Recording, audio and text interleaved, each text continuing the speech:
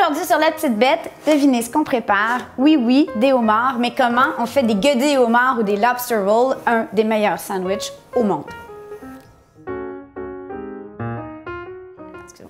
Cette semaine, je ne savais pas trop quoi vous cuisiner, mais je savais exactement ce que j'avais envie de manger.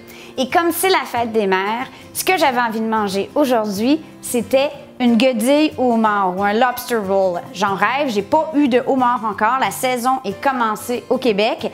Alors, on va vous préparer ça. C'est une façon de rebaptiser la fête des mères, la fête des mères, M-E-R-S. La pognez-vous? Elle est drôle, non?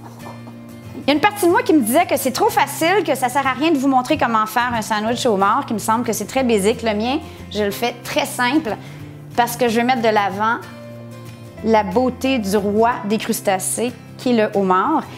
Mais comme c'est moi qui décide, ben si vous savez comment le faire, ben changez de poste, puis bonne semaine! Bye! Ici, j'ai des homards que j'ai fait cuire moi-même à la vapeur pour environ 13 à 14 minutes par livre. C'était des femelles, donc moi je préfère les femelles. On aime bien les œufs, donc le corail. On aime bien le corail.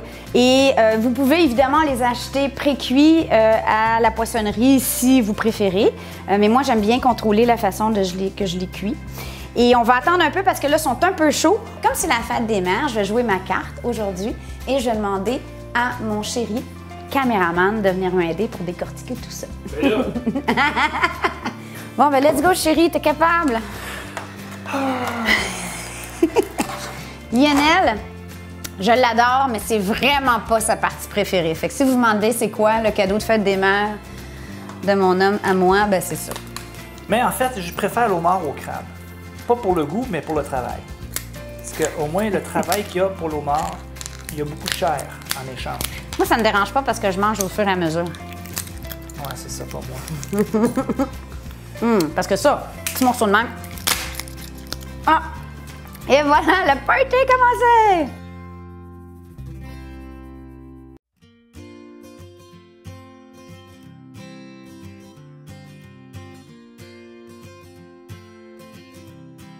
Là, on a fini de décortiquer nos homards.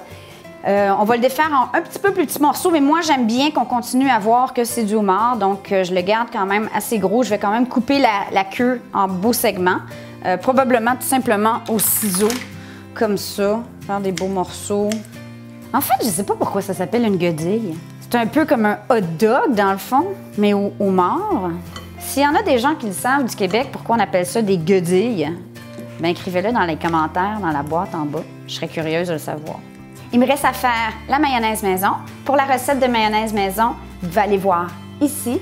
Elle est super facile à faire, puis je trouve que ça fait vraiment une différence. Tant qu'à faire un sandwich grand luxe, une guedille au homard, aussi bien le faire avec votre propre mayonnaise. Puis je vais aller cueillir un petit peu de ciboulette au jardin, puis on se revoit dans 2 minutes.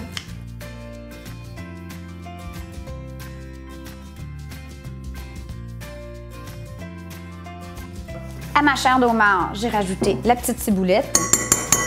J'ajoute ensuite un peu de ma mayonnaise maison. Puis là, il faut vraiment y aller à l'œil et au goût. Je veux pas non plus que ça baigne dans la mayonnaise, là.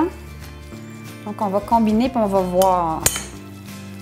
Bon, il y en a qui mettent du céleri, il y en a qui mettent des petits légumes, du petit fenouil. Vous pourriez mettre un petit peu d'aneth, finement hachée.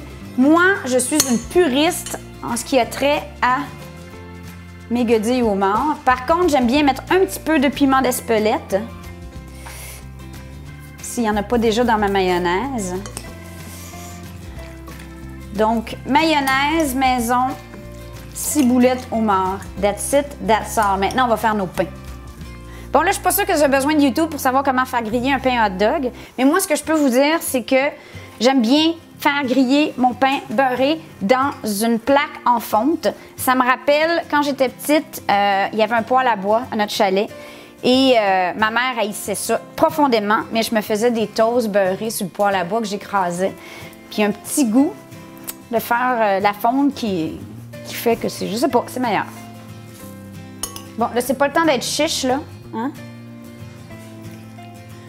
C'est la différence de le faire chez nous puis de l'acheter tout fait, c'est que on peut en mettre beaucoup. Qui est jaloux? Qui est jaloux? Avouez. Oh my God! Come to mama!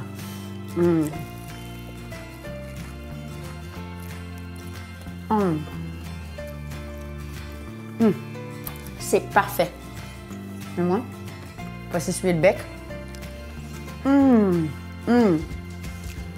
Abonnez-vous! Passez le mot! On vous aime! Bonne semaine! Bye!